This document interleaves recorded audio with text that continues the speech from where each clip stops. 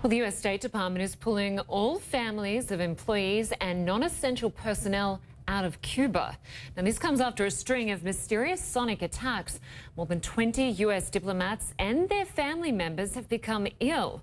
Well, CNN's Patrick Oppman joins us from Havana. And Patrick, it's such a bizarre story. I have to ask you, why would Cuba, if they're behind this, carry out these sort of attacks when it seemed that they were supportive of the thawing of relations between the U.S. and Cuba? Absolutely, and Cuba has denied all along that they've had anything to do with this. They've allowed the FBI to come to the island to investigate. Just recently, we had the Cuban foreign minister in Washington essentially saying that they were not involved and asking the U.S. not to take the steps that they have taken. But of course, the U.S. says first and foremost that Cuba is responsible for the well-being of all diplomats stationed here, including U.S. diplomats, and that they just don't believe that Cuba knows nothing about this, even if they had nothing to do with it. The control the Cuban government has over this country is pretty much complete, and they keep a very close eye on U.S. diplomats. And up until now, we've been talking about improving Cuban-U.S. relations over the last few years. Of course, we've seen the embassies reopen. We've seen President Obama come here, as well as tens of thousands of U.S. citizens. But just in the last few days, Linda, we've seen a total reversal as U.S.-Cuban relations are once again on the rocks. Just 2 years after the reestablishment of full diplomatic ties, the U.S. Embassy in Havana has seen better days. Hurricane Irma battered much of Cuba and the Havana Seafront Boulevard, where the embassy is located. U.S. diplomats are still picking up from the storm and now are facing another calamity. Diplomats' families and non-essential personnel are being ordered to return to the U.S. after at least 21 members of the embassy staff were targeted by what U.S. officials say could have been sonic attacks.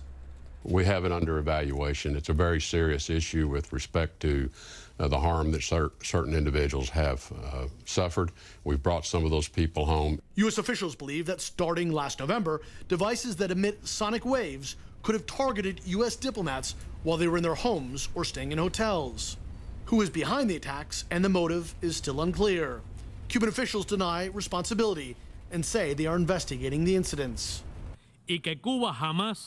Cuba has never perpetrated, nor will it ever perpetrate, actions of this sort, nor has Cuba allowed, or will it ever allow, its territory to be used by third parties for that purpose. U.S. officials say they believe the Cubans know more than they're saying, and that what they call rogue elements of the island's formidable intelligence services could be involved. Not long after the U.S. complained to the Cuban government about the attacks, Raul Castro himself personally promised American diplomats that Cuba would investigate the incidents. The FBI was allowed to come to Havana, and security increased at U.S. diplomats' homes. But U.S. officials say still the attacks continued. U.S. officials say as a result of the attacks, they will stop issuing visas to Cubans effective immediately and issue a travel warning to Americans thinking of visiting Cuba. Despite the harassment, both current and former U.S. diplomats say now is the wrong time to lessen the U.S. presence on the communist-run island. It is the worst possible thing that could happen to both countries. And what worries me more than anything is that hardliners on the Cuban side and the U.S. side might be behind pushing this idea. U.S. officials say their first priority has to be to keep U.S. personnel and their families safe. But they concede that American diplomats leaving Cuba could be just what the people behind these mystery attacks were hoping to accomplish.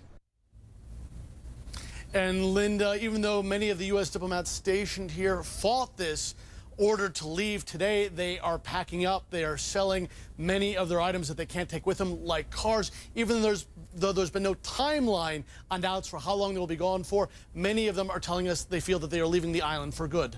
Linda? Terrible news. All right, Patrick Oppman, good to have you with us from Havana. Thank you. Well, that does it for this edition of CNN Newsroom. I'm Lynda Kinkade. Inside Africa is just ahead. But first, I'll be back with your headlines.